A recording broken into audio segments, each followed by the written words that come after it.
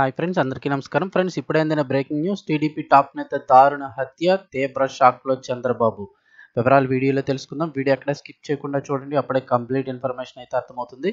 అలాగే వీడియోని లైక్ చేసినట్లయితే మరింత మందికి సమాచారం చేరుతుంది.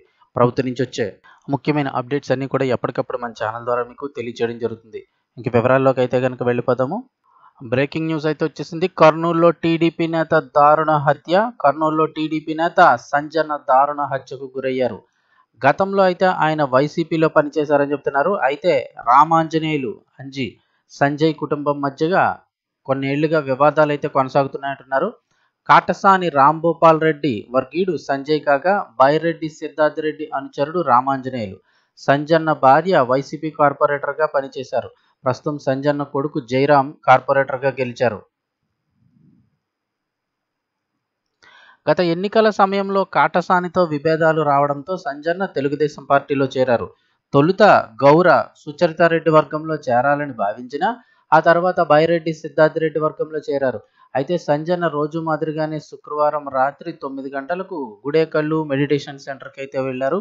తిరిగి వచ్చే సమయంలో కర్నూలు సరీన్ నగర్కు చెందిన రామాంజనేయులు ఆయన అనుచరులు దారి కాసి మరీ సంజన్నపై కత్తులతో దాడి చేశారు. అనంతరం అక్కడి నుంచి పారిపోయారు. సంజన్నను స్థానికులు ఆసుపత్రికి తరలించారు. అయితే ఆసుపత్రిలో చికిత్స పొందుతూ సంజన్న అయితే మృతి చెందారంటున్నారు. దీంతో పోలీసులు అప్రమత్తమయ్యారు. సరీన్ నగర్లోని పికెటింగ్ అయితే ఏర్పాటు చేశారు. ఎస్పీ విక్రాంత్ పాటిల్, డిఎస్పీ బాబు ప్రసాదం పరిస్థితిని అయితే పర్యవేక్షిస్తున్నారు. సరీన్ నగర్లో ఎలాంటి ఉద్రిక్తతలు చోటు చేసుకోకుండా పటిష్ట చర్యలు చేపట్టారు. కాగా సంజన్నపై దాడి చేసిన అంజీపై గతంలో కేసులు ఉన్నట్లుగా పోలీసులు గుర్తించారు. ఈశ్వరుడు అనే వ్యక్తి హత్య కేసులో కూడా అంజీ నిందితుడిగా ఉన్నారు. ఇటీవల ఆ కేసును కోర్టు కొట్టివేసిందంటున్నారు. దీంతో బైరెడ్డి సిద్ధార్థ్ రెడ్డి అనుచర వర్గంలో అంజీ చేరారు. 3 నెలల క్రితం సంజన్నకు అంజీకి మధ్య గొడవ జరిగింది. దీంతోనే అంజీ ఈ దారుణానికి పాల్పడి ఉంటారని అనుమానిస్తున్నారు. కేసు నమోదు చేసి ఇప్పుడు పోలీసులు అయితే దర్యాప్తు చేస్తున్నారు.